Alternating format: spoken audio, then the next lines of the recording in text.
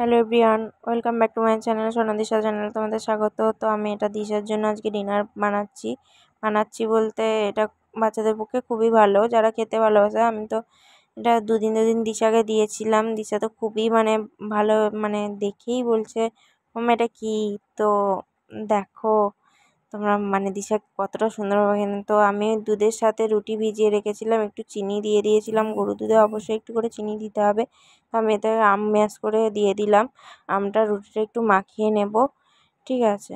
তো মাখিয়ে নিয়ে তারপরে আমি দিশাকে খাওয়ার জন্য রেডি করে দেব। তো অবশ্যই গরুর দুধে 2-4টা দানা চিনি দিয়ে দেবে। অবশ্য যে বাচ্চাদের গ্যাস হয় তারা চিনিটা স্কিপ করে নিতে পারো, ঠিক আছে। তারা চিনিটা স্কিপ করে যাবে, চিনি দেবে না, ঠিক আছে। গরুর দুধে 2-4টে দানা চিনি দেওয়া ভালো। তো আমি দিশাকে রেডি করে নিয়েছি খাওয়ানোর জন্য, ঠিক আছে। চলো, দিশাও বসে পড়েছে। দিশা তো দেখেই বললো এটা মামা কি এটা, ঠিক আছে। তো ওকে দেখো কত সুন্দরভাবে খাচ্ছে।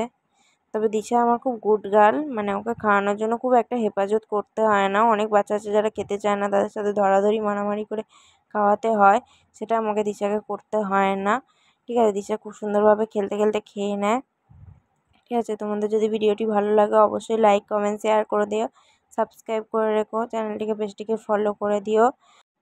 তো তোমরা সবাই পাশে থেকো, বা তোমরা পাশে থাকলে আমি আরও নতুন নতুন ভিডিও আপলোড করার চেষ্টা করব, ঠিক আছে। তো দেখো দিশার খাওয়া প্রায় কমপ্লিট হয়ে এসেছে।